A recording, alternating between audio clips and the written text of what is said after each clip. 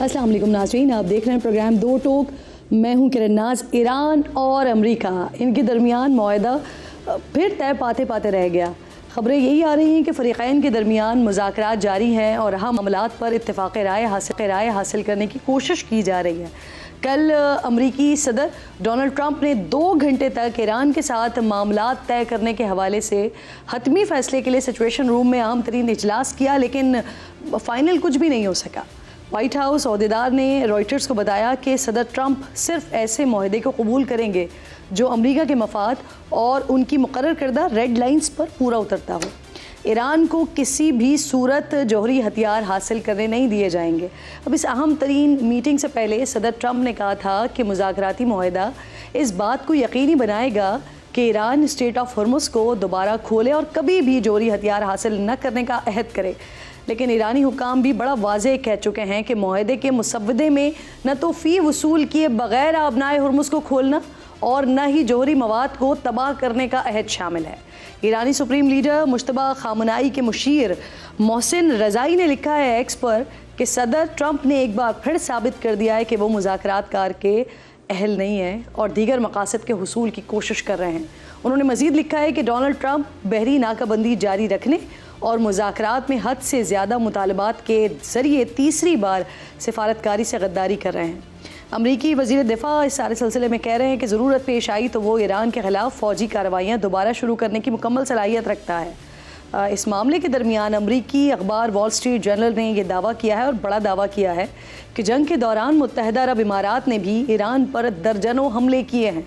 मुत्तहिदा अरब इमारात ने ईरान पर ये हमले जंग के इब्तदाई दिनों से शुरू किए और जंग बंदी के ऐलान के अगले रोज़ तक जारी रखे। इन्हीं तमाम मामलात पर बात करने के लिए प्रोग्राम में मेरे मोअज़्ज़ज़ मेहमानों में मुझे खालिद चिश्ती साहब ज्वाइन कर रहे हैं और इसके साथ साथ आयज़ा मेरी मोअज़्ज़ज़ मेहमान हैं, मेरे साथ मौजूद हैं।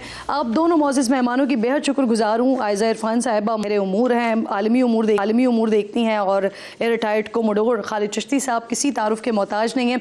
खालिद साहब, सबसे पहले आपसे ज़रा बात का आगाज़ करते हैं। सर, आलमी मीडिया में कल हमने कई जगह पर देखा, ये रिपोर्ट हुआ कि जो मुआहदा होने जा रहा है उसका ड्राफ्ट वगैरह तैयार हो गया है और मामला अब हतमी शक्ल इख्तियार करने वाला है। नेवल ब्लॉकेट के हवाले से भी इनफैक्ट ऐलान हो गया, लेकिन फिर सिचुएशन रूम में इजलास होता है, वो बेनतीजा साबित होता है। क्यों, क्या रीज़न है आपको लगता है पीछे कि एक बार फिर मुआहदा हो नहीं सका एंड नोट पर पहुंचने के बावजूद भी? बहुत शुक्रिया किरण नाज साहिबा, आपने इनवाइट किया। देखिए, जब जंग हुई थी तो कोई भी क्विकली, मैं इसमें तो कोई हमको डिस्कवरी नहीं करेंगे जब ये कहेंगे कि मिलिट्री ऑब्जेक्टिव हासिल करने होते हैं जंग में, और कहा जाता है कि जो वॉर है it is an extended form of diplomacy through military means. Diplomacy तो उसमें भी होती है और एंड पे डिप्लोमेट्स ही बैठकर फैसला करते हैं कि जो जंग में दोनों मुल्कों की परफॉर्मेंस रही है उसमें किसको पलड़ा भारी रहा, किसका कमज़ोर रहा। यहाँ पर ये सिचुएशन है कि दोनों तरफ से ऑप्टिकली तो अब जीतने की कोशिश की जा रही है, लेकिन मिलिटरीली कोई क्लियर कट ये नहीं हुआ कि अमेरिका अब सुपर पावर नहीं रहा या ईरान ने हरा दिया है। ईरान ने सिर्फ सस्टेन करना था और सर्वाइव करना था, और जिसको कहते हैं कि अपनी टर्म्स में जंग जीत लेनी थी। अमेरिका ने एक जाहिर है एक प्रोहिबिटिव कॉस्ट इम्पोज करनी थी जो उन्होंने कोशिश की, लेकिन मिलिट्री ऑब्जेक्टिव हासिल नहीं कर सके। अब ये जो इस वक्त आप देख रही हैं, पहले वो बैलेंस कर रहे थे president Trump between war and no war, जिसका मतलब था कि मैं वॉर से ऑब्जेक्टिव हासिल करूंगा। लेकिन अब जब पीस नजर आ रहा है तो प्रेसिडेंट ट्रंप अब बैलेंस करने की कोशिश कर रहे हैं एन एग्रीमेंट और नो एग्रीमेंट। यानी कि वो अपने फॉलोअर्स को, और ख़ास तौर पर ऐसे लोग जो ज़ाहिर शो स्पॉयलर्स हैं, ख़ास तौर पर इसराइल और इजरायली प्राइम मिनिस्टर और एक जूइश और ज़ायनिस्ट लॉबी जो अमेरिका में बहुत डोमिनेंट रोल प्ले करती है, उसको ये जस्टिफाई करने की या कन्विंस करने की कोशिश कर रहे हैं कि हम जो ईरान से मुआहदा कर रहे हैं वो पोजीशन ऑफ स्ट्रेंथ से कर रहे हैं, ना कि पोजीशन ऑफ वीकनेस से कर रहे हैं। जो आप वेस्टर्न मीडिया और खासतौर पे अमेरिकन मीडिया जो उनके इन्फ्लुएंस में है, जिनका मैं जिक्र कर रहा हूँ, तो आप क्लोजली फॉलो करें तो उनका एक लाइन का अगर मुझे कहें कि कंक्लूड करें तो वो ये कह रहे हैं प्रेसिडेंट ट्रंप को कि इस ऐसे मुआहदे से अच्छा है ना मुआहदा करना। जिसका मतलब ये है कि वो ये साबित करने की कोशिश कर रहे हैं कि ये इंतहाई कमजोर पोजीशन ऑफ स्ट्रेंथ से प्रेसिडेंट ट्रंप एग्रीमेंट करने जा रहे हैं। इसीलिए आपने नोट किया कि पहले हम सब इसको एग्रीमेंट का नाम देते थे, फिर इसको लेटर ऑफ इंटेंट का नाम दिया गया कि ड्राफ्ट कहा गया, फिर इसको एमओयू का नाम दिया गया। वो यूं दिया गया कि प्रेसिडेंट ट्रंप इसको एक एग्रीमेंट का नहीं कह रहे थे, क्योंकि जब एग्रीमेंट होता है तो दोनों ममालिक या जितनी भी साइडें होती हैं उन पर ऑब्लिगेशन होता है और बाइंडिंग होती है कि आपने एग्रीमेंट का ऑनर जी। करना है।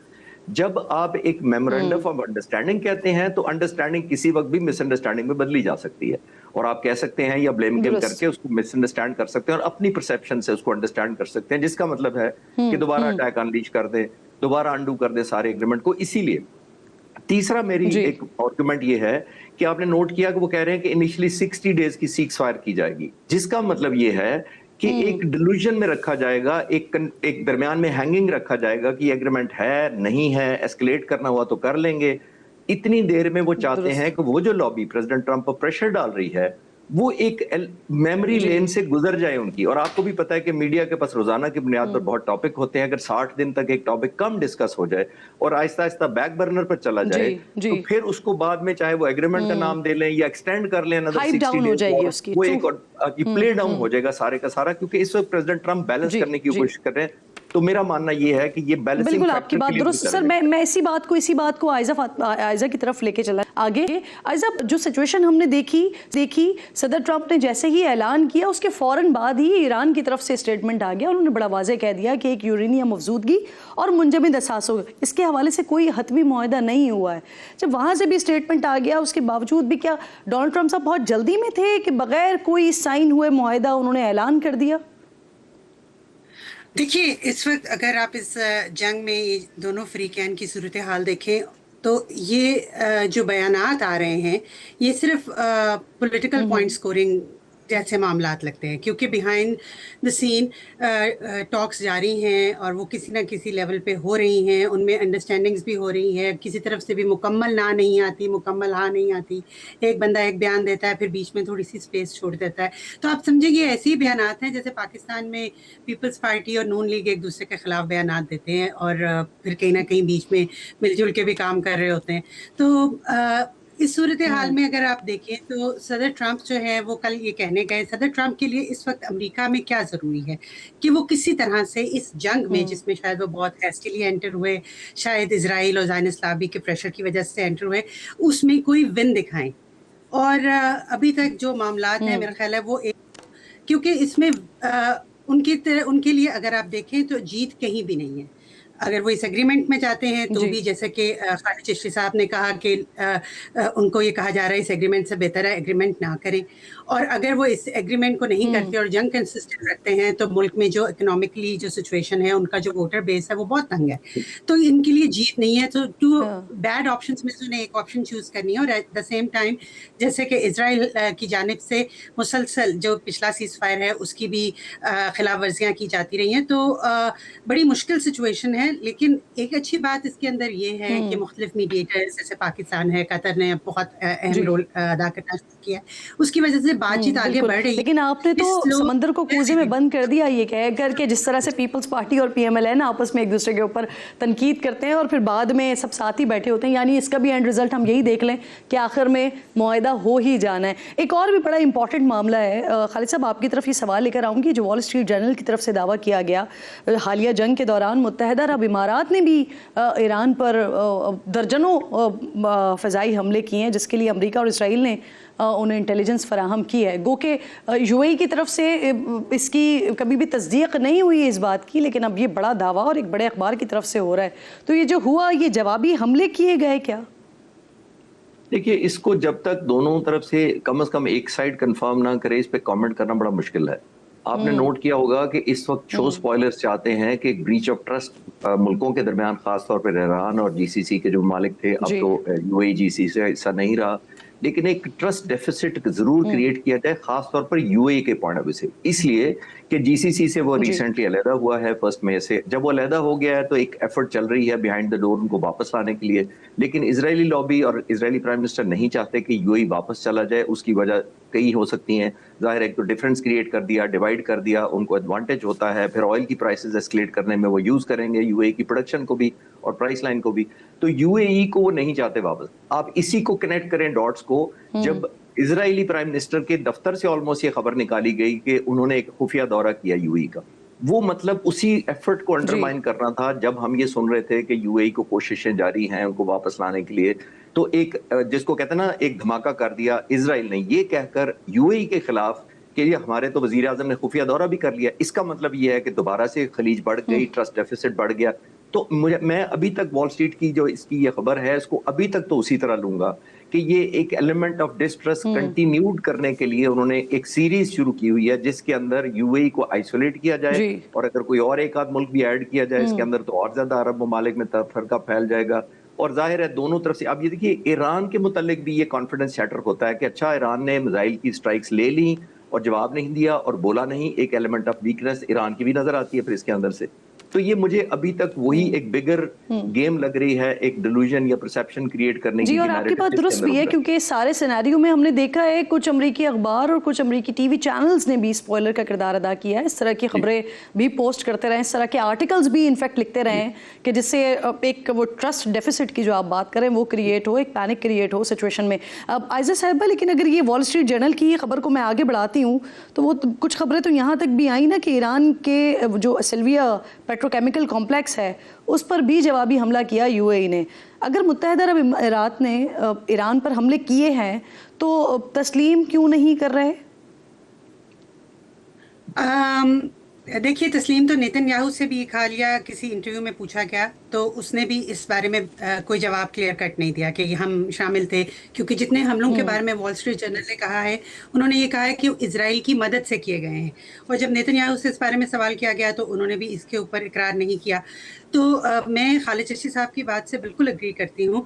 देखिए, जीसीसी कंट्रीज़ में जितना तफरका फैलेगा, जितना इम्बैलेंस नज़र आएगा, जितने ममालिक बटे हुए नज़र आएंगे, वो इसराइल के बिगर लार्जर एजेंडा को सपोर्ट करती है बात, वो उनको हेल्प करती है और उनको इलाके में ज़्यादा से ज़्यादा इस्तेहकाम देती है अपने एजेंडा को वो करने के लिए। और इसीलिए जैसा आपने भी कहा कि अमरीकी अखबारों में भी जब भी MBZ और MBS की बात आती है तो पहले फोकस किया जाता है कि इन दोनों के अंदर इख्तलाफात क्या हैं।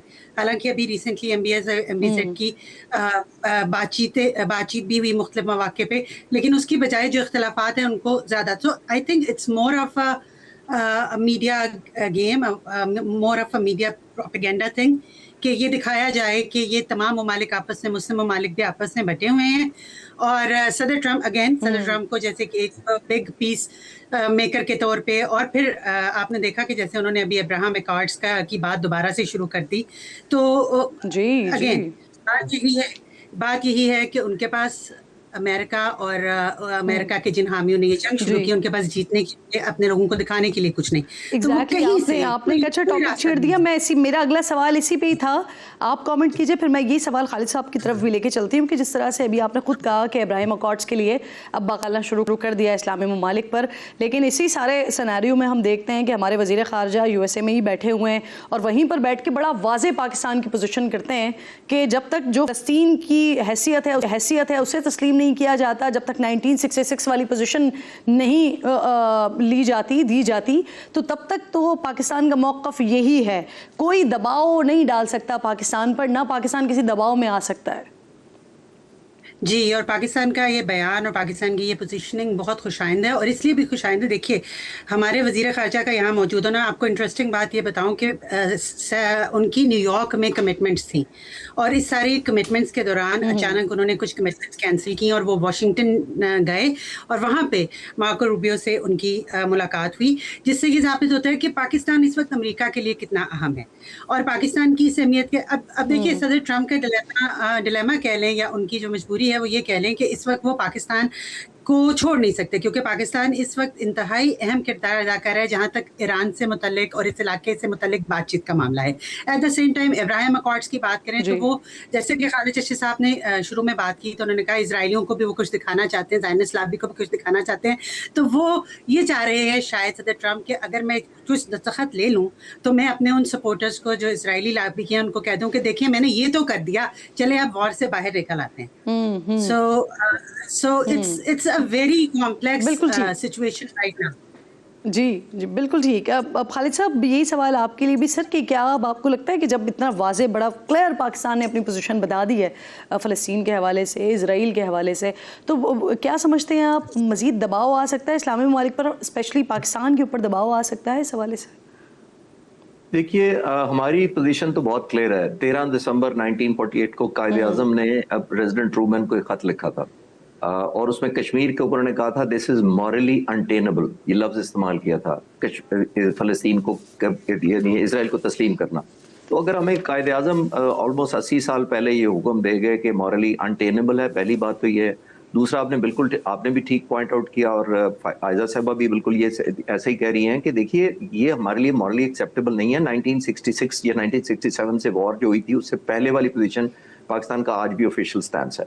मेरा भी मानना ये, और मैं आयजा साहबा से एग्री करूंगा कि देखिए प्रेसिडेंट ट्रंप कुछ टेक होम दिखाना चाहते हैं क्योंकि बहुत ज्यादा उनको रेजिस्टेंस मिल रही है, लेकिन वो ये भूल गए कि ये वो जो पीस बोर्ड बना था, ये वो सिचुएशन आज वो नहीं है उनकी। मैं मॉरल असेंडेंसी की बात कर रहा हूँ और एक डोमिनेंस की बात कर रहा हूँ, जब वो एक एलिमेंट ऑफ बुली यूज कर लेते थे मुल्कों को प्रेशराइज करने के लिए और थ्रेट भी करते थे। आपको याद होगा इंडिया को भी टैरिफ का कहा, यूरोपियन यूनियन को भी कहा, नेटो को भी डांटा, कनाडा के प्राइम मिनिस्टर को भी पर्सनली इंसल्ट किया। तो ये वो बोर्ड पीस का टाइम था, लेकिन अब वो नहीं रहा।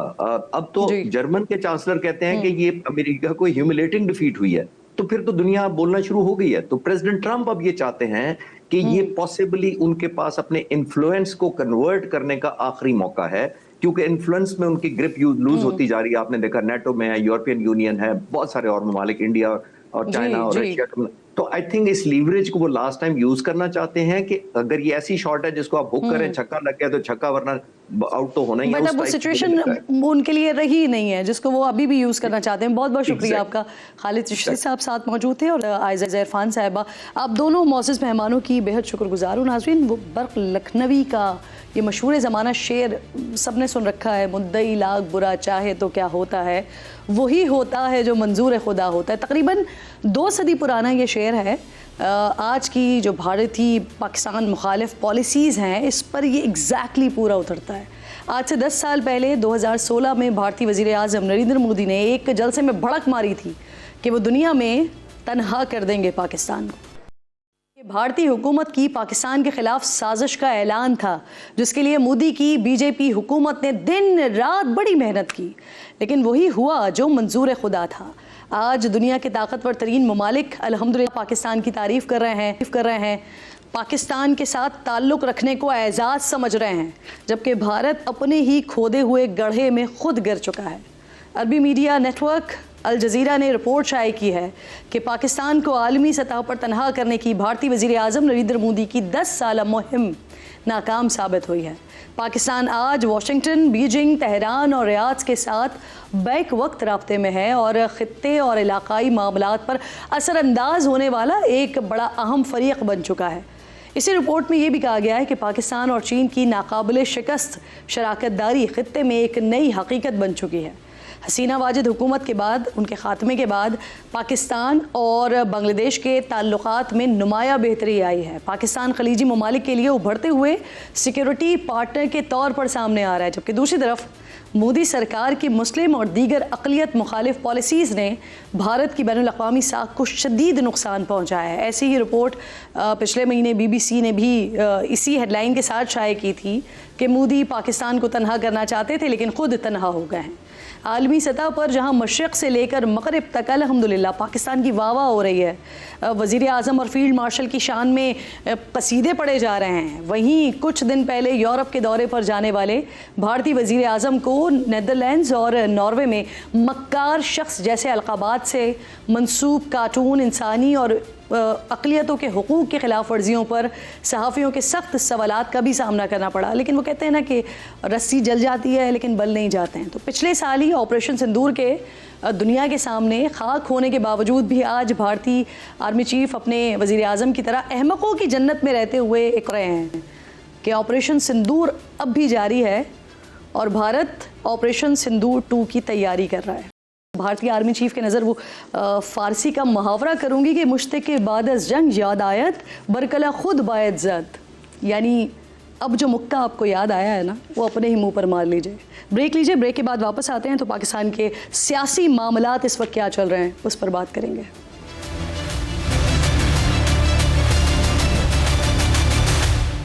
प्रोग्राम में एक बार फिर आपको खुशामदीद कहती हूँ। अगले इतवार यानी 7 जून को गिलगित बल्तिस्तान में इंतखाबात होने जा रहे हैं और पाकिस्तान तहरीक इंसाफ के लिए ऐसा लगता है कि तारीख अपने आप को दोहरा रही है, यानी 2024 की इंतहाई रीसेंट तारीख अपने आप को दोहरा रही है। इंतखाबी निशान से महरूम कर दिए गए हैं उनके जो रहनुमा हैं, उनकी बेदखली भी हो रही है। जुनैद अकबर साहब को कल गिरफ्तार किया गया और फिर उनको गिलगित बदर कर दिया गया। फिर आज असद कैसर साहब के हवाले से कुछ इस तरह की इत्तलात आई। पहले उनको एयरपोर्ट पर रोके रखा, एक तवील वहाँ पर ट्रैफिक जैम रहा और फिर असद कैसर साहब ने बताया कि उनको ये बताया गया है कि उनकी वजह से बाकी जो आवाम वहाँ पर मौजूद है उनको भी परेशान किया गया है। इसके साथ साथ फिर कुछ मामलात ये भी हैं कि ईद अभी गुजरी और इस ईद पर भी इमरान खान और बुशरा बीबी से फैमिली की मुलाकात नहीं होने दी, बच्चों से बात नहीं करवाई गई। पाकिस्तान तहरीक इंसाफ के जो 20 से ज़ायद इस वक्त रहनुमा हैं वो वज़ीर आला सुहेल आफरीदी साहब से नाराज़ नज़र आ रहे हैं। तो ये 3-4 अहम पॉइंट्स हैं जिस पर बात करने के लिए मेरे इंतहाई मौजूद मेहमानों में पाकिस्तान तहरीक इंसाफ की नुमाइंदगी करेंगे शौकत यूसुफजई साहब साथ मौजूद हैं और हुक्मरान जमात से मुझे इख्तियार वली खान साहब ज्वाइन कर रहे हैं। मैं आप दोनों मेहमानों की बेहद शुक्रगुजार हूँ। सर, सबसे पहले शौकत साहब ज़रा आप बताइएगा इस वक्त क्या सिचुएशन है। आप लोगों की जानिब से ये कहा जा रहा है कि असद कैसर साहब को अभी थोड़ी देर पहले मैं सुन भी रही थी, वो ये बताया गया कि उनकी वजह से ये सारा ट्रैफिक वगैरह जाम किया गया है, रोका गया है। लेकिन उसके साथ साथ फिर जो हुकूमत की जानिब से बयान दिया जा रहा है कि रोकने के लिए हमारे पास और भी बहुत सारे तरीके थे, एयरपोर्ट्स पर ही रोक लेते अगर रोकना होता, तो हमने नहीं रोका है क्योंकि मैच चल रहा था, उसकी वजह से ये सारी सिचुएशन बनी है। आप लोग अभी भी यही समझते हैं या फिर आप हुकूमत की बात समझ रहे हैं? बिस्मिल्लाह, बहुत शुक्रिया। देखिए, सबसे पहले बात यह है कि जब आपने इलेक्शन कराने हैं तो फेयर एंड फ्री और जो लेवल प्लेइंग फील्ड है वो सबको यकसां मैसर होना चाहिए। लेकिन आपने देखा कि गिलगित के अंदर अगर हुक्मरान जमात के लोग जा रहे हैं या हुक्मरान इत्तेहाद के लोग जा रहे हैं, पीपल्स पार्टी, नून लीग, उनको प्रोटोकॉल दिया जा रहा है एयरपोर्ट के ऊपर, बड़े प्रोटोकॉल के साथ उनके इज्तिमात मुनक्किद किए जा रहे हैं। लेकिन तहरीक इंसाफ से कहा जा रहा है कि जी आपने NOC नहीं ली है और ये कि इलेक्शन कमीशन ने जो रूल वज़ा किए हैं वो रूल्स आपने फॉलो नहीं किए हैं। अब मुझे नहीं पता है कि इलेक्शन कमीशन ने ऐसे कौन से रूल वज़ा किए हैं, कोई गिलगित बल्तिस्तान के लिए कोई अलग मुल्क है क्या, यानी कि पंजाब के अंदर, सिंध के अंदर कोई इलेक्शन होते हैं तो क्या वहाँ पे जाने पे कोई पाबंदी होती है, कोई NOC लेनी होती है? अगर ऐसी कोई चीज़ थी भी तो आई थिंक कि इलेक्शन कमीशन को उसका बाकायदा पहले से बताना चाहिए था। अच्छा सर, आप लोगों को जो भी शिकायत थी उस पर वज़ीर आला साहब ने, वज़ीर आला खैबर पख्तूनख्वा ने अपीलेट कोर्ट में के चीफ जस्टिस को एक ख़त लिख दिया और उसमें अपने तमाम तहफ़्फ़ुज़ात से आगाह कर दिया। तो ये ख़त से ज़्यादा बेहतर मामला ये नहीं था कि बाकायदा दरख्वास्त दायर कर दी जाती। और अगर ख़त की बात हो रही है सर, सवाल पूरा ले लीजिए। ख़त तो वैसे भी पार्टी के चेयरमैन को लिखना चाहिए था ना, अगर ख़त लिखना था तो, ना कि सूबे के वज़ीर आला को। सर नहीं, देखिए, ख़त का मकसद तो सिर्फ ये है ना कि हम बताना है कि जी रूल ऑफ लॉ नहीं फॉलो हो रहा, जमहूरियत की धज्जियाँ उड़ाई जा रही हैं और जो इलेक्शन है वो पहले से प्री पोल रेगिंग के नज़र हो रहे हैं। अब आप देखें ना कि हमारे ही सूबे के जो अपोजिशन लीडर हैं वो जाते हैं, उनको बाकायदा सिक्योरिटी एहलकार उनको रिसीव करते हैं और बाकायदा उसके फुटेजेस आए हैं।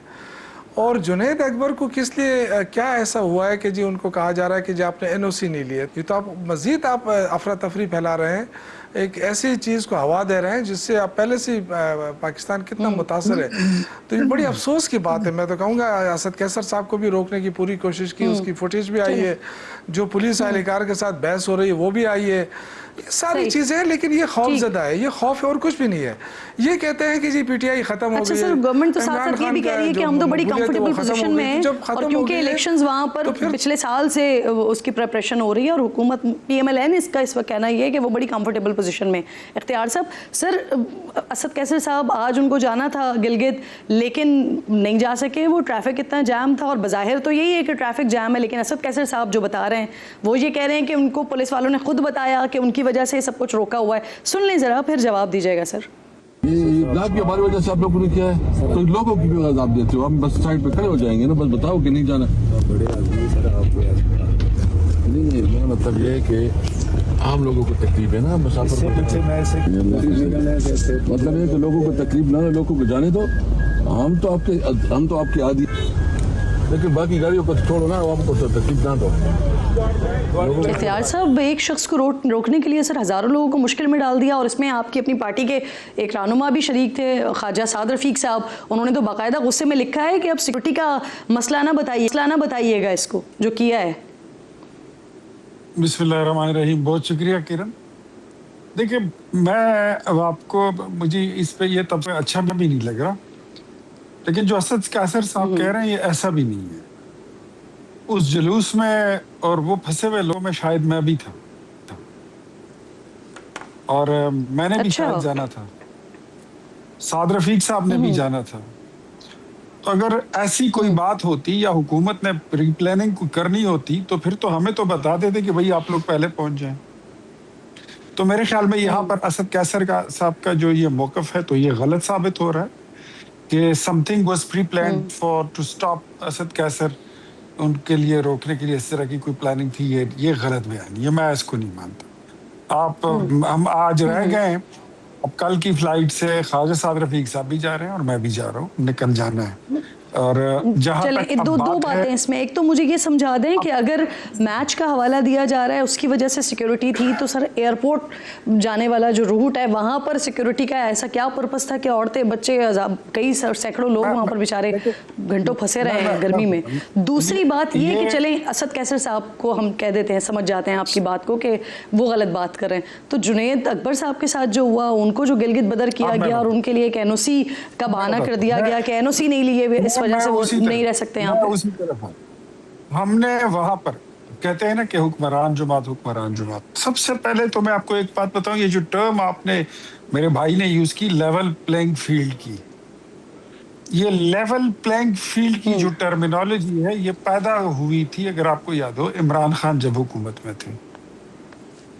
ये टर्मिनोलॉजीज, ये हाइब्रिड सिस्टम, ये सारी चीजें इनकी अपनी पैदा कर दी।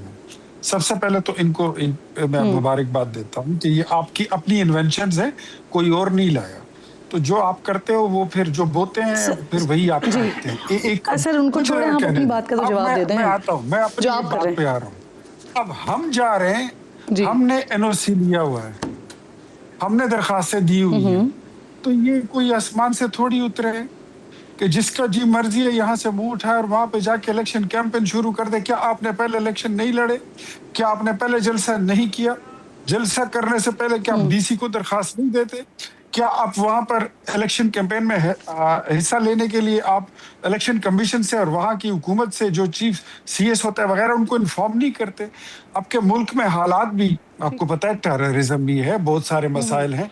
कल को अगर एक पटाखा फूट गया और आपके किसी एक बंदे को थोड़ा सा भी नुकसान पहुंचा तो फिर तो आपने यही कहना है कि ये देखें हुकूमत जालिम हो गई। देख लें, मालूम कर लेते ना सर कि जुनैद अकबर साहब जिस रैली में थे, क्या उन्होंने एनओसी लिया था, नहीं लिया था? ये भी जवाब दे देते हैं सर। गुलाम अब्बास साहब भी ज्वाइन कर चुके हैं, निगरां वजीर इत्तलात हैं गिलगित बल्तिस्तान के, सर साथ मौजूद हैं। मेरी भी तसल्ली हो जाएगी, आपकी भी, और देखने वालों की भी हो जाएगी। बहुत शुक्रिया गुलाम साहब। मुझे सर ये फरमाइए, पीटीआई निगरां हुकूमत और इलेक्शन कमीशन से सर बड़ी शिकायत हैं, बड़े तहफ़्फ़ुज़ात हैं।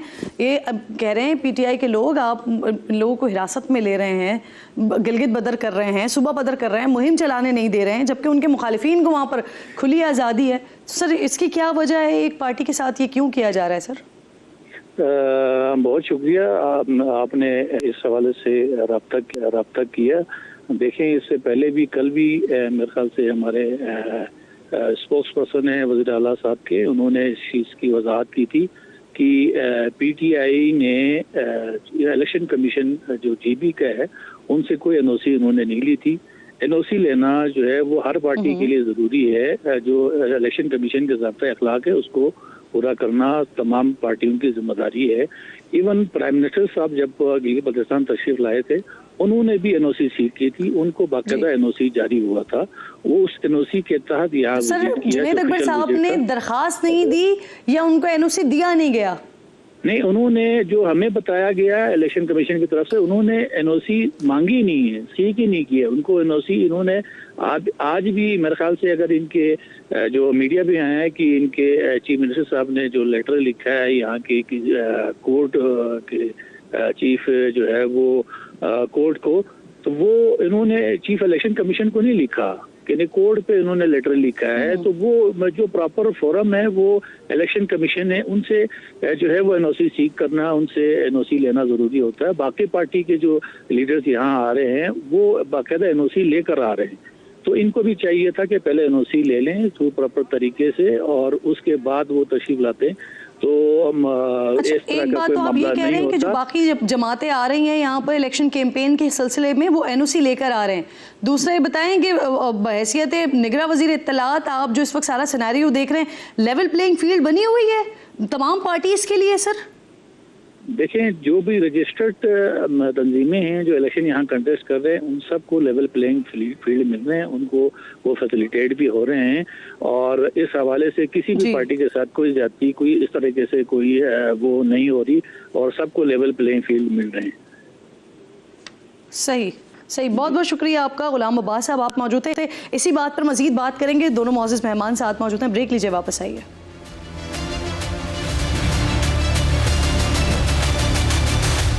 प्रोग्राम में एक बार फिर आपको खुशामदीद कहती हूँ। इख्तियार वली खान साहब, ईद गुजरी है अभी, यकीनन आप लोगों ने बेहतरीन ईद मनाई होगी, लेकिन कुछ खबरें इस तरह की भी आई सामने, अखबारात ने लगाई कि इमरान खान और बुशरा बीबी की भी मुलाकात नहीं हुई, तन्हा उन्होंने ईद सेल में गुजार दी, अपनी बच्चों से फ़ोन पर भी बात नहीं करवाई गई।